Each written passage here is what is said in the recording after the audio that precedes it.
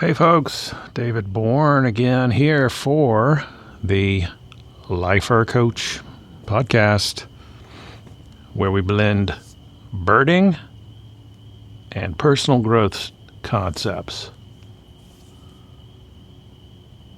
And on that note, I'm thinking about the word lifer. So here's a fun thing.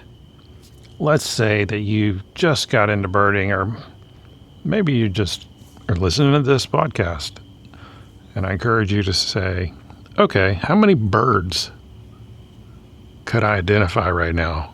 Like, how many birds do I know? Would it be 10? 20? It's probably more than you think. Well, I might be bending the rules, but I don't really think there are any rules. At least, I don't think there should be any rules. Maybe there are somewhere for hardcore birders, but I'm going to go out on a limb.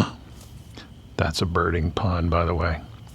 I'm going to go out on a limb and say it's okay for you to count those birds that you already can identify as lifers. Call me crazy, but I think that'd be a fun way to start your life list, to do a little personal challenge and see how many birds you think you could come up with. Like, I don't know. I think I did this, which is why I'm telling you. When I first got Merlin, I thought, well, it's got this built-in life list thing. It's got this built-in way of tracking your birds, but there's a ton of birds I already know. How am I going to get them in there? Well, you just kind of look them up and say, this is my bird, and it adds it to your life list. Well, it's going to ask you where you found it. So I thought, well, I did most of my bird identification as a child down in Georgetown, South Carolina, or Pawleys Island, or Litchfield Beach, sometimes Charleston. The first time I ever saw a turkey, by the way, I see them almost every day now where I live, which is crazy. But the first time I saw a turkey, I was probably, 8 or 10 years old at a place called South Island. A huge plantation, once owned by the fellow who owned the Boston Red Sox, Tom Yawkey.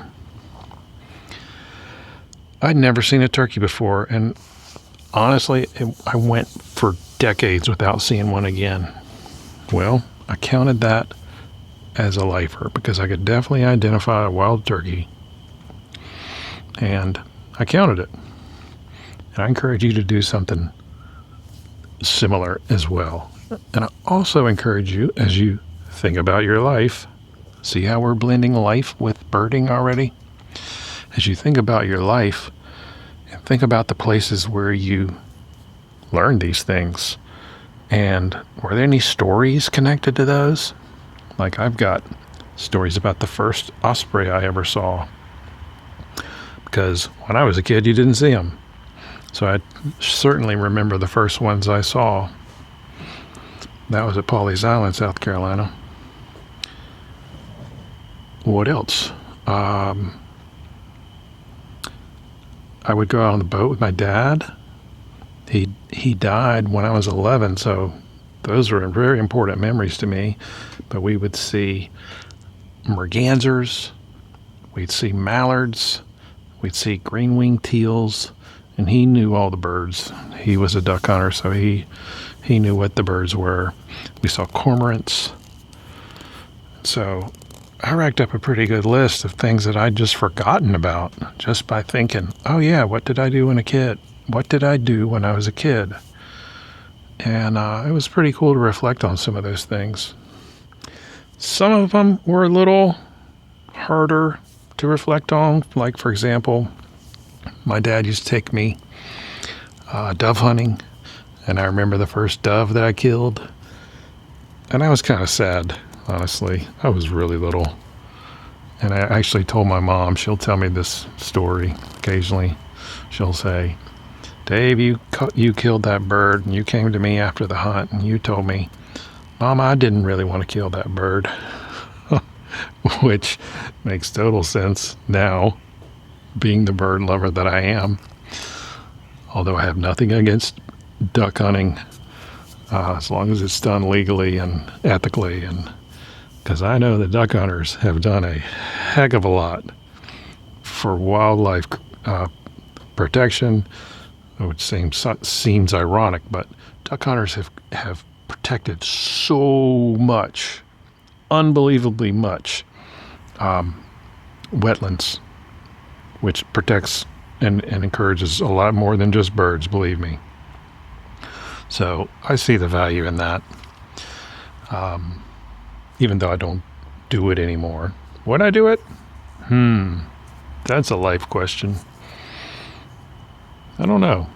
Maybe not, now that I'm a birder, but I don't hold it against people who do. Boy, I'm going on tangents, but here we are, thinking about life, thinking about birds. I mean, I could go on and on with all the stories of birds that I could identify, but I mean, think about it. Can you identify a robin? How about a crow? Here's a little twist, though. Is it a fish crow or is it an American crow? Maybe you need the Merlin app to help you figure that one out, because it knows the difference.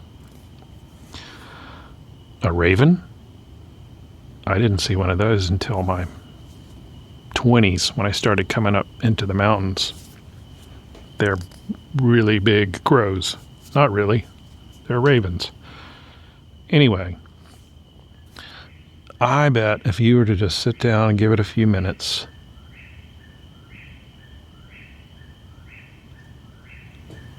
what in the world is that?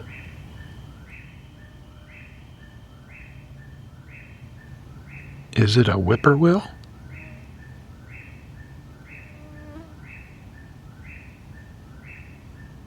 Whoa, that's awesome. Okay, I need to wrap this one up so I can record what that is. Okay, folks, have a good day. Goodbye. This is David Bourne for the Lifer Coach podcast. Bye-bye now.